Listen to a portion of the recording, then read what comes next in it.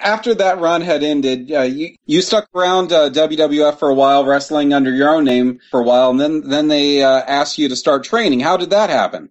That was a deal that I think the office came to the realization that it was WCW and the talent was being taken and needed to cultivate our own talent in WWF. So I was at the right place at the right time, and I helped some guys out at a school in Houston. Bruce happened to be there, and he told Vince that I could train guys. He thought I could train guys, and so Vince called me in his office one night and asked if I'd be interested in cultivating talent for WWF, and I said certainly, because by that time I was 1996. I was 36, and my neck was killing me. It wasn't as fun anymore to get in the ring, and it just wasn't the same. So I was given the opportunity. He just signed Akam Albrecht, Mark Henry, and Dwayne Johnson. So Dwayne had been wrestling in Memphis for a little bit prior to that, but he came in August of '96 to train get ready for the Survivor Series debut. So it was just being at the right place at the right time, and it kind of grew from there. Well, a quick list of guys that you trained: Kurt Angle, Val Venus, Rock, Mark Henry, the Bella Twins, Edge, Christian, Hardy Boys. Which of those guys surprised you that they did so well? Which, I don't want you to say that any of them didn't live up to your expectations, but I want you to let us know who exceeded your expectations. Well, all those guys, with the exception of Kurt Angle, had really had professional wrestling experience before, so it wasn't like I got them brand new. All it was just tuning them up and giving them a platform and an opportunity to get in the ring and hone their skills. Kurt Angle was a guy, here's a legit wrestler who gets in the ring, and the first time I locked up with him, I told him, I have nothing to prove to you, so please don't stretch me. And when we locked up, it was exactly Kurt being Kurt. He's a true pro. He was a true pro even then. Who knows he has nothing to prove, so don't test him. And I sure wasn't going to try him. So Kurt could have gone either way. There are a lot of amateur guys who come into professional wrestling and never really made it big. But Kurt, once he understood that it could be fun and make a lot of money, and you could be physical at the same time, it really came down to him putting all those elements together and making it work for him. So I was a little apprehensive about Kurt in the beginning, but once we started working out and training and I got to be around him more, you could see he was meant to do this. And so he pretty much opened the door for the rest of the guys, like a Brock Lesnar and a Shelton Benjamin, to come in and kick it open and see if they could take to it just as well as he did. And some did and some didn't. But out of all those guys, I mean, the Hardy Boys had already been wrestling, I think, since they were maybe 3 or 4. Hell, I don't know. They had Omega, and they wrestled on trampolines, and they were naturals anyway. I remember, I think it was a Superstars match. Kevin Kelly and I were doing voiceovers one day at the studio, and we watched the Hardy Boys, I think, against, Razor Ramon or somebody. I don't remember who it is, but Jeff was taking these incredible bumps, and I said after the match, I said, those boys are going to get hurt, and Kevin says, those boys are going to get a job. I thought, yeah, maybe so. And maybe 2 months later, they were in training camp. So, they were most of those guys were pretty talented coming in, and just putting a spin or a little touch on it, or giving them a platform in a studio atmosphere, because we were training in the TV studios in Stanford, and we were taping all the workouts. So just having somebody else look and see them in a different environment, I think, helped them a lot too. So, because it was all about attitude, it was all about how bad do you want this, and do you really want to be here? And they did. But out of all those guys that you mentioned, I think Kurt Angle was the biggest and the most pleasant surprise. This is the Undisputed Wrestling Show, and we are talking to none other than Dr. Tom Prichard. My question to you was, what was your experience like working with Stan Lane, and were you surprised when he got out of the business when he did? Well, I wasn't surprised, but I loved working with Stan. Stan was a guy I got along with from the first time I met him, and I met him in Memphis when he and Steve Kern were the Fabs. So Stan was always a funny guy. He very entertaining on car rides and dressing room, and now I get to be his partner.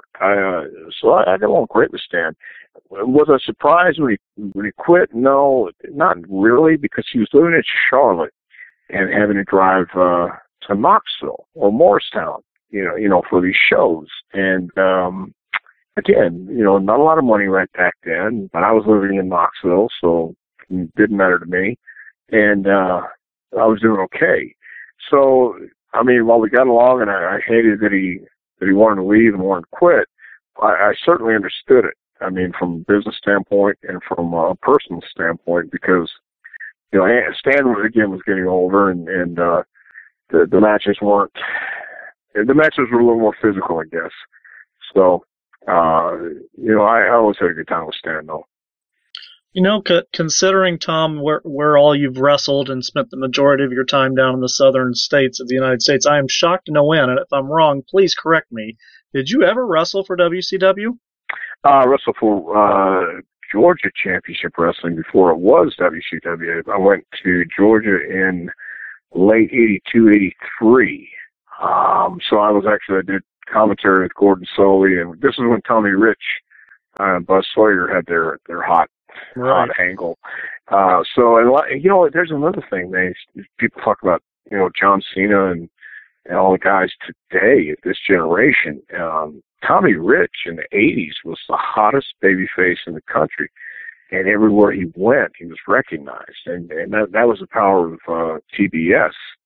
So, I mean, around 82, 83, I went from San Antonio to Atlanta. It was Georgia Championship Wrestling at that time. It was still on, Superstation, but it was called Georgia Championship Wrestling, and it was an NWA territory.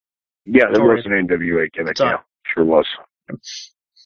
So, did you ever get approached by WCW, or is it just something you just never dealt with? No. No. By that time, WCW.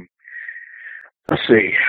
I was in Alabama, and I forgot who contacted me. It was Eddie Gilbert about WCW, but there were never any serious talks, that's for sure. It was at that time, again, I could see the writing on the wall, and I could see who was running things in WCW. Well, when I went to Georgia Championship Wrestling, it was Jim Barnett who brought me in, but I wasn't playing the game right. I just came in, and all I wanted to do was wrestle. I didn't want to play any politics. I just wanted to do my job and have a good time. But again, you have to learn how to play the game. In WCW, when you got in that management predicament or debacle, whatever you want to call it, there was no reason for me to go to WCW and just starve and do jobs on TV all week or all weekend or whatever. Brad Armstrong was there. They were beating him like a drum, and it was a travesty, I thought, because Brad was one of the greatest workers in the business. So I didn't want to go there and be miserable, and that's pretty much what the guys were, was miserable, unless you were making those the big bucks, and I certainly wasn't in that spot. So there were some preliminary talks, but nothing ever serious. Tom, what do you think about the business today? I guess when you're watching, WWE and watching TNA and knowing ROH is still kicking along, Jarrett's got his new promotion coming. Do you feel good about where we are in wrestling, or I guess what's your feelings about it? Well, the one thing I do know is you have to move forward, but what's old will be new again if the people are educated, and that's the key. It is a business. I don't know if you guys got to see the NXT show where Natalya and Charlotte had their match, but it was one of the best matches I'd seen in literally over 20 years, especially with the women. But it was a great wrestling match. Now, would that play nationally? I don't know. On an internet feed, with the WWE subscribers, I'm sure there were some that really appreciated it. I know I did. But you have to think about this. For the last 30 years, the kids that grow up today, or kids, 30 years and younger, all they know about wrestling is WWE. And if they look up some of the old stuff, it looks archaic and old and slow and nothing really special or spectacular about it because they're not educated to that. They're educated to lights, camera, action, pyro, instant gratification. So I understand that. It doesn't mean I have to like it, but it's like the best analogy I ever heard was from Paul Bosch, who said, I like to go fishing, and I also like strawberries. But when I go fishing, I don't fish with strawberries, fish like worms. I'm trying to catch fish, so I'm going to put worms on the hook. It doesn't matter what I like. It matters who I'm trying to catch. So WWE wants viewers. They want fans. And if they're putting something on TV that the fans like, well, they'll come and watch it. When you had The Rock, you had Austin, you had Mick Foley, Mankind. You had the Attitude Era. People were watching in droves. Now, I hear this is the lowest time. I don't know, but this is the lowest rating they had in years. Is it because there's 3 hours of wrestling on TV? Or is it because you have Stephanie McMahon vomiting on Vicky Guerrero? I don't know. I do know that the guys are making more money. Some of the guys, at the same time you're traveling, and it should be a fun time. I believe the business should be fun, but you do want to make money and you want to save money. And the great thing about WWE, for all their faults, people want to point at, they have a wellness program that's probably saved more lives than we'll ever know. They have financial help and education for the guys, which we never had growing up in the business. And there's a multi-million-dollar performance center, which I think the jury is still out on that because it really, if you think about this too, let me just mention this while I said the performance center. The developmental system was started in 1996. We started it, and I was the first coach and trainer. We started it in the 120 Hamilton Avenue TV studios in Stamford, Connecticut. Then as the developmental system grew, we didn't have the keys to the kingdom to just say, let's take the money and let's build a beautiful performance center. No, it wasn't done back then like that. You had to the guy, whoever it was going to be, whether it was Les Thatcher or Danny Davis, Steve Kern, you borrowed money from the office to build or rent the facility or make the changes needed, but yet WWE wasn't really in the name so much. It was a Steve Kern or Danny Davis promotion. So if they got sued, it was suing Danny Davis and OVW or Steve Kern and FCW. Now what they've done is it's totally WWE. WWE didn't own OVW's TV, actually. They owned FCW, but they were still pretty much immune if anything really, really bad happened. Now, when the COO came along and built his new kingdom, okay, now they can say, this is what we have, and it's a great thing. But don't tell me that Daniel Bryan came from the Performance Center, because he didn't. Neither did Fandango. Neither did any of the guys that you have up there now who are new. The only one that came from the Performance Center is Lana. Everybody else came from FCW. The Bellas came from FCW. Look at all the guys, all the new ones. Rusev came from FCW. They didn't call him up until they went to the Performance Center. Big E Langston went to FCW. No, they didn't call him up before they went to the Performance Center. That doesn't mean they came from the Performance Center. It means they got called to Orlando before they got called up to the main roster. But do I think it's better? Remains to be seen. I think you have some great coaches down there, and Norman Smiley, Nick Densmore, Dusty Rhodes. To me, I'm prejudiced, no doubt, but he's a genius when it comes to promos and telling stories. He's an icon that people don't understand, especially the kids who never saw Dusty Rhodes in his prime or understood what he did in WCW and other promotions. Yes, you can say he ran him out of business all you want. At the same time, there's other elements that help that business get run into ground. It wasn't just Dusty Rhodes by himself. I think the Dream's one of the most creative guys ever in this business. He's a smart guy, and he knows how to play the game. He's a political wizard, but I love the guy. And they have him along with Norman Smiley and some other coaches in the Performance Center now, NXT, who work hard and are trying to do everything they can to help the guys and girls get better. But I think you have to have fun doing this. And I don't know how much fun. I mean, I really don't, because I'm not there. I don't see it, because I can't tell you. But, it can't be, you can't tell somebody this is the only way to arm drag, because it's not. This is the only way to slam somebody. No, it's not. It's one way, and take a hip toss. You don't tell somebody, take a hip toss like Harley Race, because that's the only way to take a hip toss. And that's been said. Harley Race, Dory Funk, Terry Funk, they all took unique bumps. They all did things that were uniquely them. And that's what the guys need to find, is who they are. And they need to have the ability and the luxury of screwing up without being yelled at, be demeaned, to find out who they are. And that's the way I think you're going to learn how to be creative and find your way in this business. So do I think it's better that the Performance Center is there and Raw's 3 hours, SmackDown's 2, and you have all the hours in between?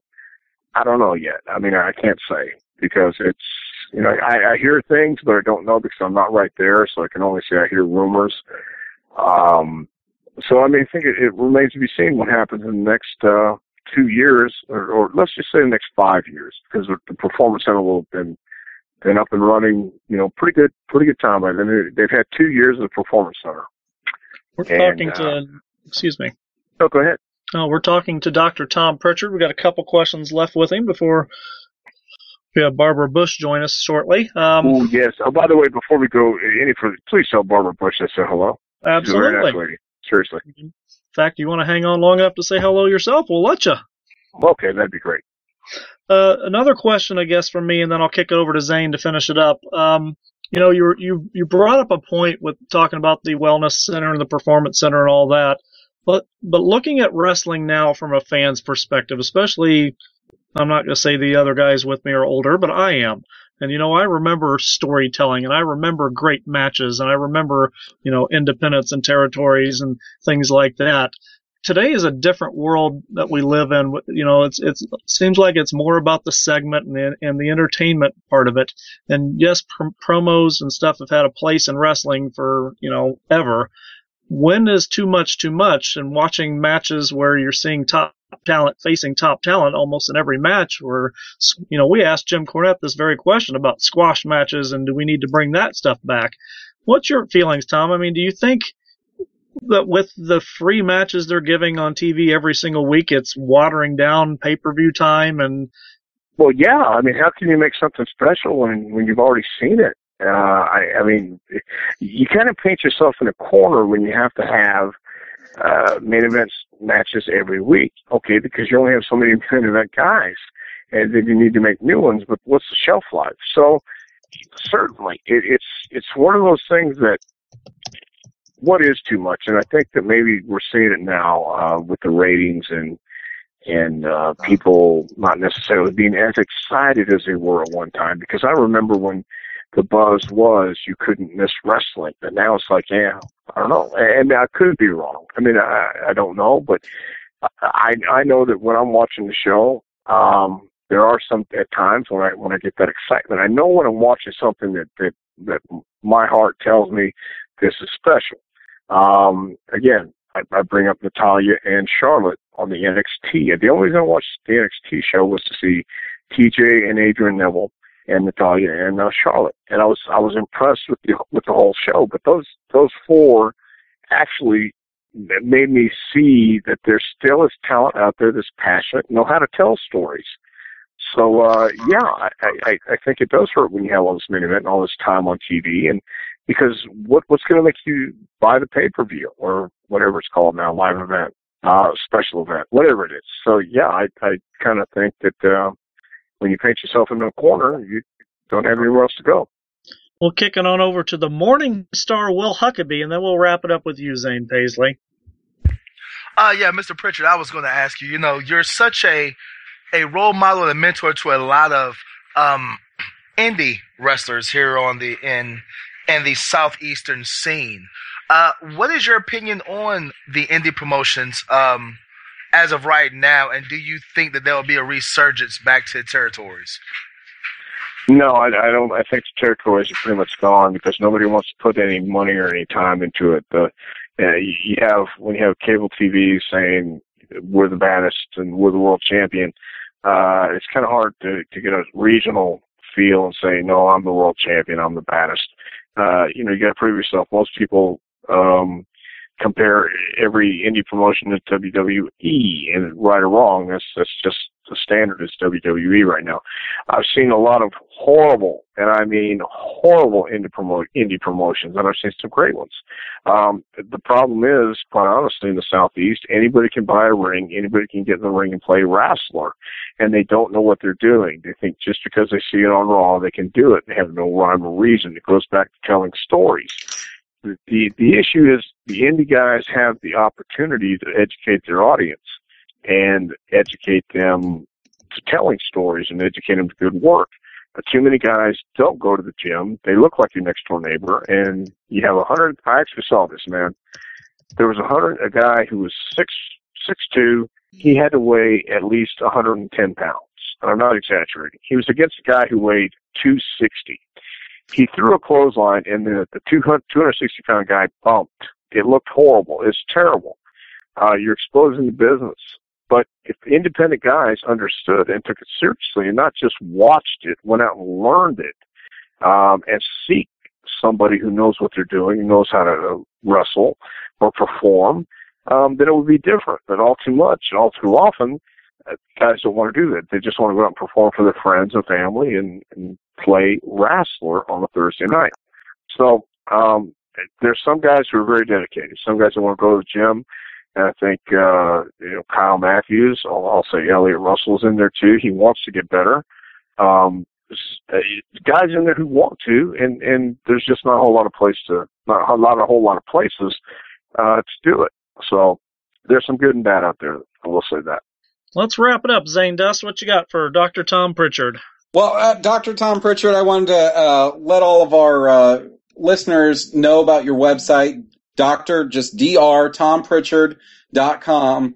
On there, you have an awesome book called A Pro Wrestling Curriculum. It looks like the first textbook ever written for pro wrestling. And it's even got things on how to send packages, a promo package to major companies, backstage etiquette, things that young guys need to know. And if they can't get to a reputable school, this will get them a good start on it. And then also, you had mentioned the NWA Legends Fan Fest that you're doing here July 31st through August 3rd. Can you tell us more about that 4-day training opportunity that you have available? Actually, yes. You can send an email to NWA. Well, I think let me see here real quick. I know we're running out of time, but I think it's NWALegends.com. You can get all the information there and send it to Greg Price, because I know he just sent me a list of guys and girls who are going to be there. I believe there's still spots available, but they're going very, very fast. So, but it would be a great time because Lance Storm, Nigel McGuinness, Les Thatcher, Jerry Briscoe, myself, and probably some surprises are going to be there at Charlotte. This is supposed to be the last NWA Fan Fest. So I would definitely want to be there if you're a wrestling fan or a worker. And try and get a spot, because I'm sure Greg will let you. I mean, we're getting pretty packed. I know that for a fact. But last year we had a great turnout, and this year we have a scholarship fund, or a scholarship that will go to the winner. We're going to pick a winner. Let me try and get this one more time, guys. We're going to pick a winner for the Reed Flair Scholarship. I think $2,000 to go wherever you need to go to further your wrestling career. That's awesome. When you look up Dr. Tom Prichard, don't forget there is not a T in Prichard unless you want a rugby player. No, that's very good. Thank you. Yeah, don't do that. Don't Yes. put the T in there. Yeah. Well, how else, you had mentioned Facebook earlier, how else can our fans get in contact with you to find out what you're up to other than drtompritchard.com? Well, I'm on Twitter too, at Dr. Tom Prichard. So, tweet me, Twitter me, whatever you call it. And, I'll usually answer you back, especially if I have time. I haven't had a lot of time to do anything lately. Last night I tweeted a little bit about Raw just because I'm a smart ass and I felt like having fun with it. And some people will send me stuff. They'll ask me if I'm being sarcastic. And that's when I said, look, man, if I have to explain myself, put the kids to bed, please. So, I'm being sarcastic because I can't be, and I don't care anymore. I mean, I do care, but I don't care because it's like, when it's stupid, and when it looks stupid, and come on, are you serious? So, I'm being sarcastic most of the time. I'm having fun. That's what you should have. Tom, like an angry Mark almost. Thank you very much. An angry Mark, rock on. Yes.